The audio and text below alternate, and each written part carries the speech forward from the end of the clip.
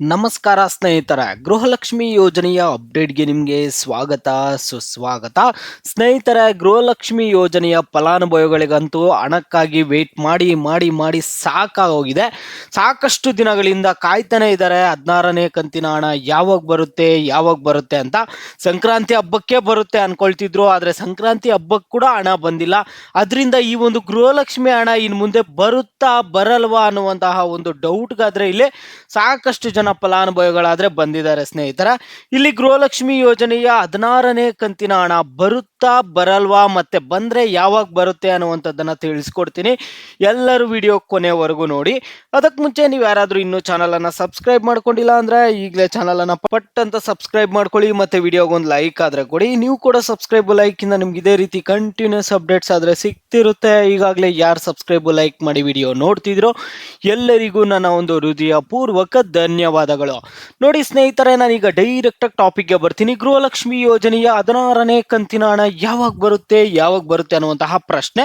ಇನ್ನೊಂದು ಪ್ರಶ್ನೆ, ಹಣ ಬರುತ್ತೋ ಬರಲ್ವೋ ಇನ್ ಮುಂದೆ ಅನ್ನುವಂತಹ ಪ್ರಶ್ನೆ ಕೂಡ ನಿಮ್ಮಲ್ಲಿದೆ ಸ್ನೇಹಿತರ. ಈಗ ಗೃಹಲಕ್ಷ್ಮಿ ಯೋಜನೆಯ 16ನೇ ಕಂತಿನ ಹಣ ಬರದೇ ಇರೋದಕ್ಕೆ ಕಾರಣಗಳೇನು ಅಂತ ನಿಮ್ಮೆಲ್ಲರಿಗೂ ಗೊತ್ತಿದೆ.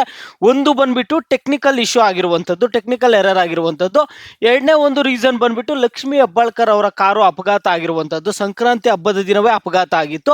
ಈಗ ಲಕ್ಷ್ಮಿ ಹೆಬ್ಬಾಳ್ಕರ್ ಅವರಿಗೆ ಅಪಘಾತ ಆಗದೆ ಇದ್ದಿದ್ರೆ ಏನು ಸಮಸ್ಯೆ ಆಗಿದೆ ಏನು ಅಂತ ನೋಡಿಬಿಟ್ಟು ನಿಮಗೆ ಗೃಹಲಕ್ಷ್ಮಿ ಯೋಜನೆ ಹಣವನ್ನು ಜಮಾ ಮಾಡೋ ರೀತಿ ಆದರೆ ಮಾಡ್ತಿದ್ರು. ಈಗ ಅವ್ರಿಗೆ ಅಪಘಾತ ಆಗಿರುವ ಕಾರಣದಿಂದ ಬೇರೆ ಸಚಿವರಾಗಲಿ ಬೇರೆ ಅಧಿಕಾರಿಗಳಾಗಲಿ ಯಾರು ತಲೆ ಕೆಡಿಸ್ಕೊಂತಿಲ್ಲ. ಅದರಿಂದ ನಿಮಗೆ ಗೃಹಲಕ್ಷ್ಮಿ ಯೋಜನೆಯ 16ನೇ ಕಂತಿನ ಹಣ ಬರುವಂಥದ್ದು ಲೇಟ್ ಆಗ್ತಿದೆ. ಇದೊಂದು ರೀಸನ್ ಸ್ನೇಹಿತರ.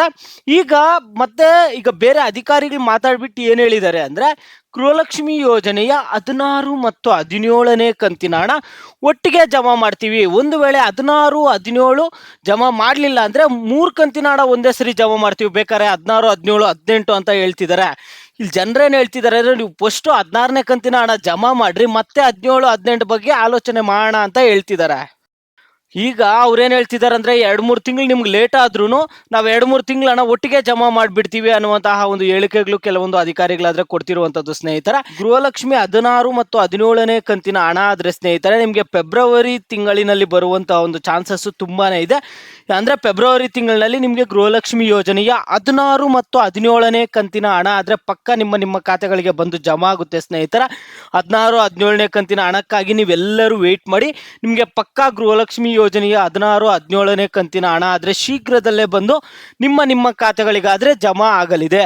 16 ಮತ್ತು 17ನೇ ಕಂತಿನ ಹಣ ಫೆಬ್ರವರಿ ತಿಂಗಳಲ್ಲಿ ಪಕ್ಕ ಜಮಾ ಆಗುವಂತಹ ಚಾನ್ಸಸ್ ಇದೆ ಸ್ನೇಹಿತರೆ. ಈ ತಿಂಗಳಂತೂ ನಿಮ್ಗೆ ಹಣ ಬರಲ್ಲ, ಇನ್ನು ವೆಯ್ಟ್ ಮಾಡಕ್ಕೆ ಹೋಗಬೇಡಿ.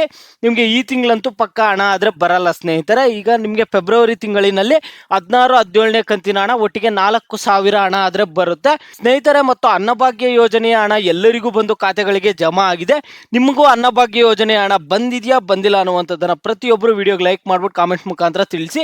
ನೀವು ವಿಡಿಯೋಗೆ ಲೈಕ್ ಮಾಡ್ಬಿಟ್ಟು ಕಾಮೆಂಟ್ ಮುಖಾಂತರ ತಿಳಿಸೋದ್ರಿಂದ ಎಲ್ಲರಿಗೂ ಗೊತ್ತಾಗುತ್ತೆ ಅನ್ನಭಾಗ್ಯ ಯೋಜನೆ ಹಣ ಯಾರ್ಯಾರು ಬರ್ತಿದೆ, ಯಾರ್ಯಾರು ಬರ್ತಿಲ್ಲ, ಹಣ ಬಂದಿದೆಯಾ ಇಲ್ಲ ಅನ್ನುವಂಥದ್ದನ್ನು ಗೊತ್ತಾಗುತ್ತೆ. ಅದರಿಂದ ಪ್ರತಿಯೊಬ್ಬರು ವಿಡಿಯೋಗೆ ಲೈಕ್ ಮಾಡ್ಬಿಟ್ಟು ಕಾಮೆಂಟ್ ಮುಖಾಂತರ ತಿಳಿಸಿ.